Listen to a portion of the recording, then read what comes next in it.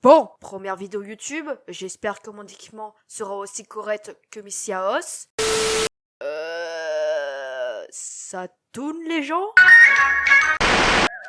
mon Dieu, ils ont tué Kenny. Espèce de merde. You lie.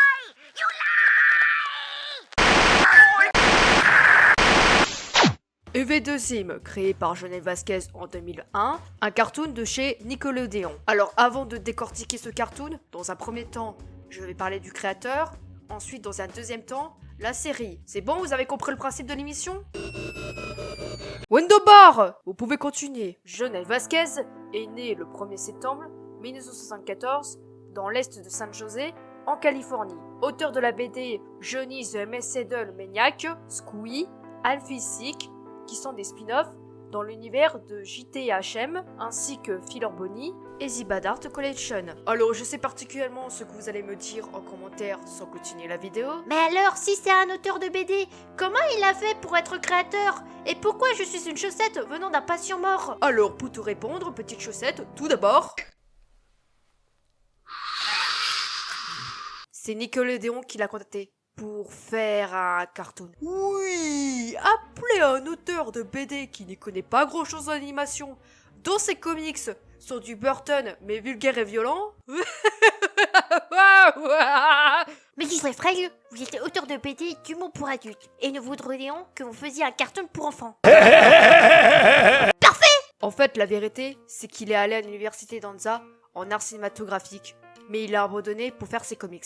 Bon, allez, passons à la série. De quoi parle EV2Zim? Zim, doublé par Richard Horvitz, est un envahisseur le plus nul et déteste sa planète. Ses chefs, les Tolest, lui ont envoyé dans une fausse mission d'envahir la Terre. Sauf que Deep, un garçon nerd, à fond dans le paranormal, va empêcher sa planète d'être envahie et prouver que Zim est un alien au monde entier. Sauf que dans EV2Zim, les humains sont... Yo! Let me guess. Nobody saw that, right?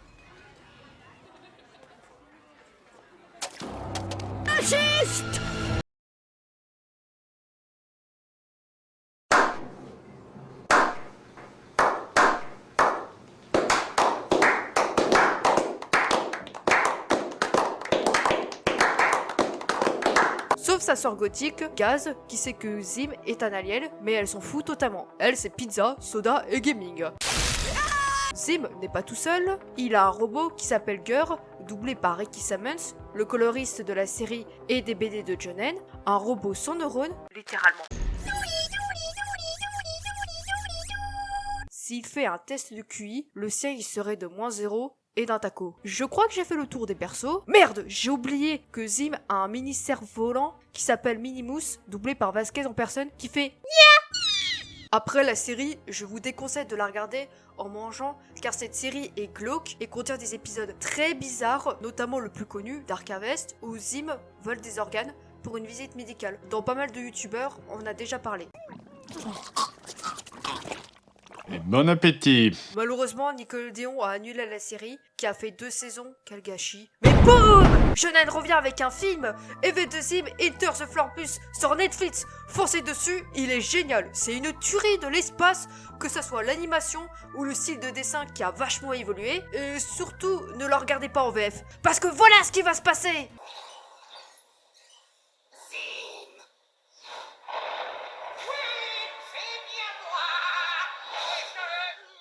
Une petite minute. Désolé tête de poule, mais tu ne peux pas rester ici. Je dois prendre la pause en attendant que Fred se pointe. C'est moi, Fred. Quoi?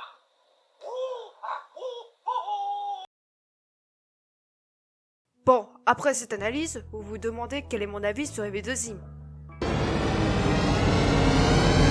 Un très beau classique des années 2000. Bon, ok, dit comme ça, qu'un auteur de BD qui fait des œuvres dark fait un cartoon pour une chaîne de télé tout public, c'est lécher la queue du diable. Mais au final, c'est une superbe série. Enfin, si Nick n'avait pas tué cette série, pas comme d'autres cartoons euthanasiés par les studios, putain la